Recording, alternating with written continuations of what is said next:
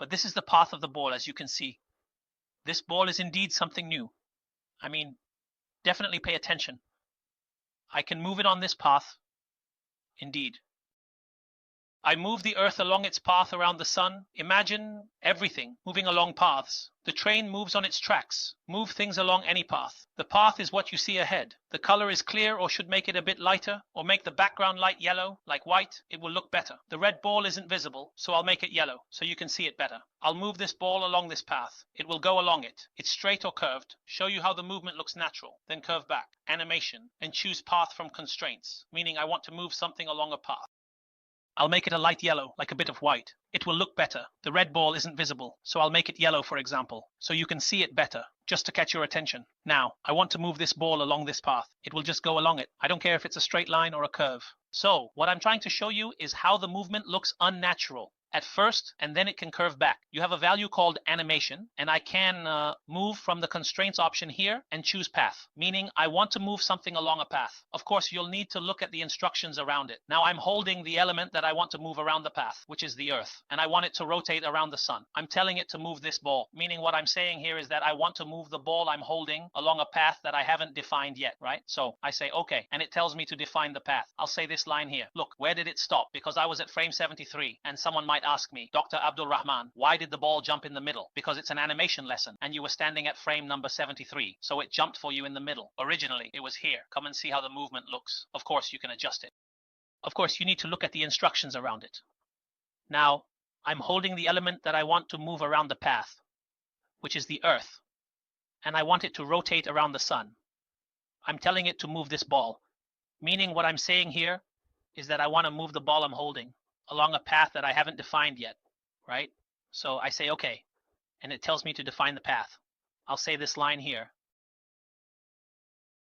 Look where it stopped. I was at frame 73. Dr. Abdul Rahman, why did the ball jump in the middle? It's an animation lesson, and you were at frame 73, so it jumped in the middle. Originally, it was here. See the movement. You can adjust it. The ball bounces down, then loses strength. It could be better. Try the same skill with something else, like this ball. If I don't like this work, I can take another example to reinforce animation. I'm giving animated lessons, so I care about movement. Exercises. This ball seems to bounce down, then loses strength and energy. It could be improved. If you want to apply this skill elsewhere, like with this ball, use another example to explain animation. As I teach animation, I focus on movement. These exercises are just a start, a break from rigidity. This isn't a formal course. It's more casual. 3 to 6 hours of animation. We're breaking rigidity to produce specialists. Now, let's draw a circle as I'm sketching shapes, not geometric figures. I'm drawing 2D shapes. So I have a circle drawn from the center, like the sun with planetary paths. Because I want animation, I care about movement. All the exercises are the beginning, but we consider it a break from rigidity. This isn't a real course. It's more of a casual course, a break from rigidity. 3 hours, 6 hours of animation. I took the last course. It was 92 hours in the same program. I didn't cover everything. We didn't even cover characters. We took those in other courses that were 120 hours. We are breaking the rigidity around something very important that we can use to produce specialists who can work. Let's take a circle from the shape. You need to notice that I'm drawing shapes, not geometric figures. I'm drawing two-dimensional shapes. I have a circle. I'm going to draw it like this from the center. The sun is in the middle. These are the paths of the planets. They are planets. I'll bring the sun, make it a sphere in the middle. So we took those in other courses that were 120 hours and so on. We are breaking the rigidity around something very important that we can use to produce specialists who can work.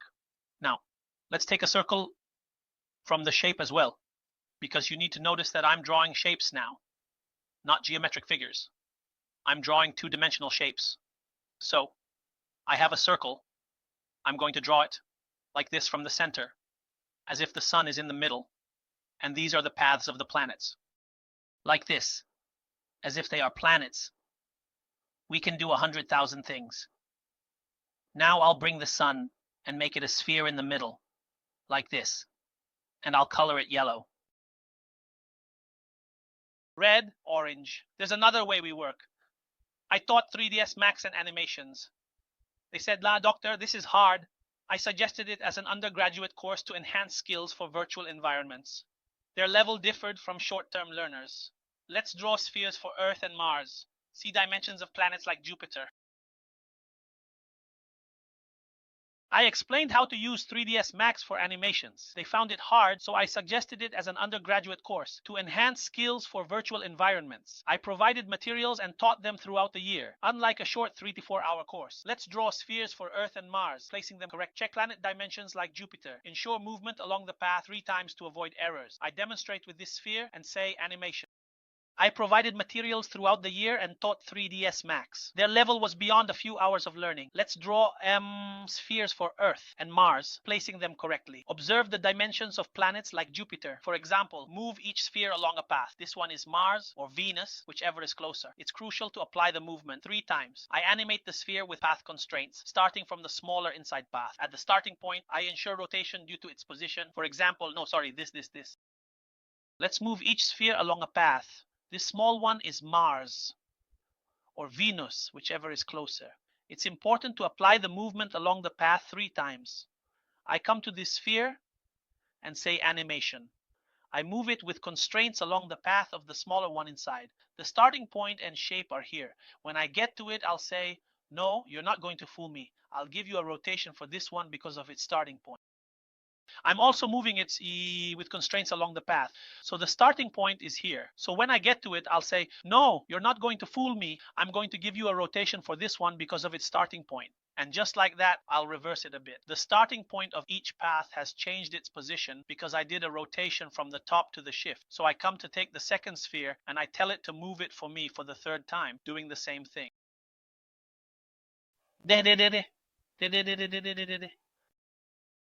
Reverse it a bit. The starting point of each path has changed due to a rotation. I take the second sphere, Earth, and move it for the third time, repeating the process. Bring the second path here. If left aligned, students might not believe me, thinking planets move in a line. They need different starting points and movements. For the third path, you'll see the planets around the sun when you press F9. This is an imaginary scene to show the path which isn't visible in nature. I'm making it visible to demonstrate there's a path here. If you left them aligned, students might not believe me, thinking the planets move in a line like ants. They need different starting points and movements. For the third path, you'll see it has become, these are the planets. Considering these are the planets and this is the sun, pressing F9 shows the sun in the middle with planets around it. Since it's imaginary, not real, you want to show the student the path. The path isn't visible in nature, but I'm creating an imaginary scene to make it visible, even though there's no visible path. They move, but it's not obvious. In movies, you see them spinning, but I'm showing it as a line. From the modifier, I adjust its thickness and enable it in render only. Assuming these are the planets and this is the sun, when you press F9, you'll find the sun in the middle with the planets around it, as if it's like that. But since you're creating something imaginary, it's not real. You want to show the student the path. You know, the path isn't visible in nature. It's not obvious, but I'm creating an imaginary scene. And I want to let them know that there's a path here, so I make it visible to them. In reality, no visible path, they move, not obvious. Watching movies, see them spinning, showing as a line. From modifier, adjust thickness, enable, render only, enable and render paths from modify settings. Don't change parameters, keep enabled and rendered, enable and render, see paths appear, lighten them, not too strong. Path cutting through Earth like a chain, reduce thickness, set to 0.0, minimum is 1, thickness is 1, reduce thickness to 0.001, set second to 0.01 thickness, setting 1 to 100, other to 1, enable and render paths from modify settings, don't change parameters, keep enabled and rendered, enable and render, see paths appear, lighten them, not too strong, reduce thickness. Yeah, he took a correct one, so you can make it 0.0. I don't know the least thing, 1 or not. I mean, it will make me upset. There is one fish, I lost his fish. I made him 1 out of 1,000. Come on, let's make the other one from his hot water or his fish. I mean, we made him 1 out of 100, and the other one is correct.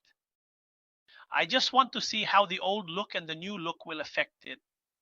If there's a problem, I can also adjust the thickness. You'll notice that the one with a thickness of 1,000 isn't very visible. It's just a faint dot. The one with a thickness of 100 is barely visible as a solid line, which is not normal at all. So I am the third. This is the correct one. Well, I will make it, for example, not 1 in 1,000 or 1 in 100. I can make it 0 mark, 0, 5, for example, and see the fish. If you don't like it, increase or decrease. I mean, this is a little bit, it's like there's dust on the path, because I saw in cartoon movies, they added dust on the path in one way or another. So here there's a visible line, and there's a faint line that's barely noticeable, which is the one closest to the sun.